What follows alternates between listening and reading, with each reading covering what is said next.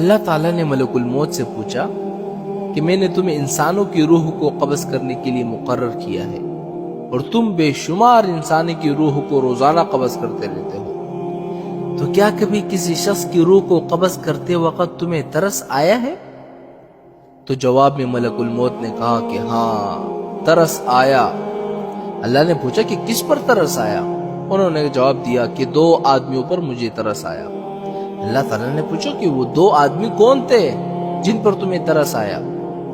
تو انہوں نے جواب دیا کہ ایک مرتبہ سمندر میں جہاز جا رہا تھا، طوفان آ گیا اور طوفان میں وہ جہاز ڈوب گیا، لوگ ڈوب گئے، کچھ لوگ جنہوں نے تختیوں کا سہارا لیا ہوا تھا وہ بچ گئے۔ ایک عورت حاملہ تھی، وہ بھی کسی طرح ایک تختی پر سوار ہو گئی اور اسی تختی پر وہ کنارے کی طرف جا رہی تھی، اس کا بچہ پیدا ہو گیا۔ سمندر کے بیچوں بیچ اس کا بچہ پیدا ہو گیا۔ جب بچہ پیدا ہو گیا تو آپ کی طرف سے یہ حکم آیا کہ ماں کی روح کو قبض کر لو۔ میں نے سوچا یہ بچہ ابھی دنیا میں آیا ہے، نہ اس بچے کا کوئی گھر ہے، نہ ماں باپ ہے، نہ باپ ہے، نہ کوئی رشتہ دار دیکھنے والا ہے، ایک ماں تھی، اس کی روح قبض کرنے کا حکم دے دیا مجھے۔ تو مجھے اس بچے پر ترس آیا کہ یہ بچہ سمندر کے بیچ اس تختے پر کس طرح زندگی گزارے گا۔ تو اللہ تعالیٰ نے پوچھا اور کس پر ترس آیا تمہیں؟ تو جواب میں ملک الموت نے کہا کہ ایک بادشاہ تھا جس نے دنیا میں ایک جنت بنوائی اور اپنی پوری زندگی کا بھر کا جو سرمایہ تھا اس نے جنت کو بنانے میں خرچ کر دیا اور بڑی عالی شان جنت بنا دیا، اور اس نے یہ عزم کر لیا کہ جب تک وہ جنت کو مکمل طور پر تیار نہیں کرے گا تب تک اس کے اندر داخل نہیں ہوگا۔